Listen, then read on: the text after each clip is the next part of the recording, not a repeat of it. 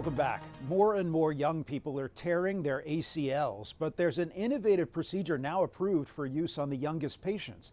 Dr. Malika Marshall explains why this could become the surgery of choice for student athletes of all ages. At 16, during a Final Four football game, Johnny Sullivan went in for a tackle. My knee kind of bent and I just felt the pop. That pop came from the anterior cruciate ligament in his knee.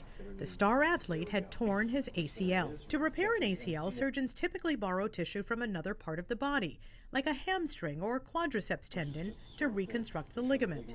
Traditional ACL reconstructions can be quite painful. They have a relatively high failure rate, and student athletes can't always return to the same level of performance. The Bridge Enhanced ACL Restoration, or BEAR procedure, has become a more attractive option for some. The ligament is repaired, and then this collagen implant that looks like a marshmallow, bathed in the patient's own blood, is inserted into the knee to help the ligament heal. We get this blood clot, then we get the body that creates the healing response, and then you get a healed ACL, which is really amazing because now we're keeping your own nerves, your own blood vessels. Massachusetts-based orthopedic surgeon Dr. Scott Sigman has performed more BEAR procedures than almost anyone in the world. The surgery was FDA approved in 2020 for people 14 and older, but now it's available to school-age kids as young as 7 and 8 who are increasingly injuring their ACLs. We have these really cool new anchors that are not made out of metal, so literally we don't have to touch the growth plates. In the past, if you injured a growth plate, the leg could actually grow wrong. 15 months post-BEAR, Johnny says his knee is not only restored to the way it was, it may even be better. So would you say that you're back to being one of the top players on your basketball and football teams? Yeah, I would say so, yeah. And back to dreaming about playing at the college level. Dr. Malika Marshall, CBS News, North Chelmsford, Massachusetts. There's a new mobile app designed to help catch the debilitating disease ALS before even doctors might notice the warning signs. Itai Hott explains.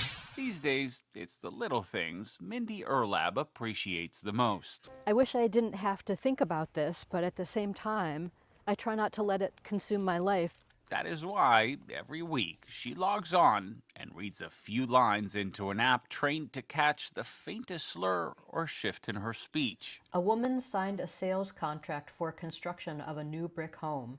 Erlab lost her mother to ALS. Say pataka over and over. And even though she doesn't have the disease, she carries the gene. Pataka, pataka, pataka, pataka. For now, this app, called Everything ALS, is helping her stay one step ahead. You've been doing a good job. The technology behind it was created by Indu Navar, a former high-tech executive who turned grief into purpose after losing her husband Peter to ALS. They searched for a diagnosis for 2 years.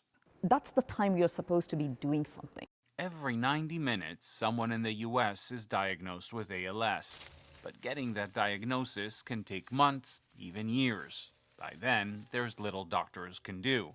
So Navar turned to AI, creating an app that tracks speech, walking, and motor skills, spotting changes long before most humans can.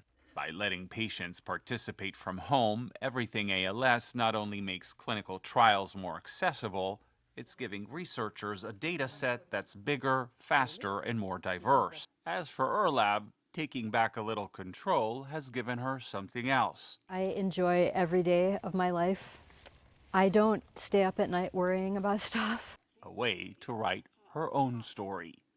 Itai Hott, CBS News. A rare medical condition meant one woman needed to get rid of an otherwise healthy kidney. But for someone else, it was the gift they'd been waiting for. Stephanie Stahl was there as an unusual kidney donor and recipient met for the first time. Hi. It's so nice to meet you.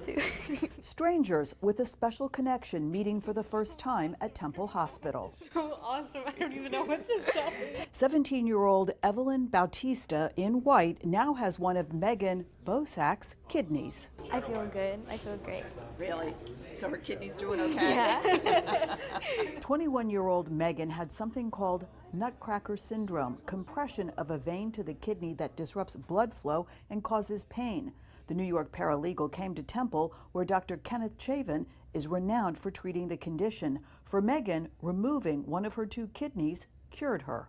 I just thought, I have a perfectly healthy kidney. I could give someone else a completely new chance at life. Megan is called an altruistic donor, not knowing where her donated kidney would go. They are able to have that miracle of donating and transforming someone's life. Doctors say kidney donors are carefully screened and selected and then can go on to live healthy, normal lives. I feel much better. And so does Evelyn, a high school senior with congenital kidney failure who'd been living on dialysis until the transplant April 7th. I'm gonna cry now, but I'm trying to hold it back.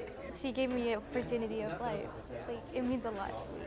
They brought gifts for each other, discovering another connection. I don't know how you knew, but these are my favorite chocolate. They're my favorite too. Their new motto now on a pillow that says, girls with one kidney have more fun. So you're going to be new best friends? Yes, of course. Stephanie Stahl, CBS News.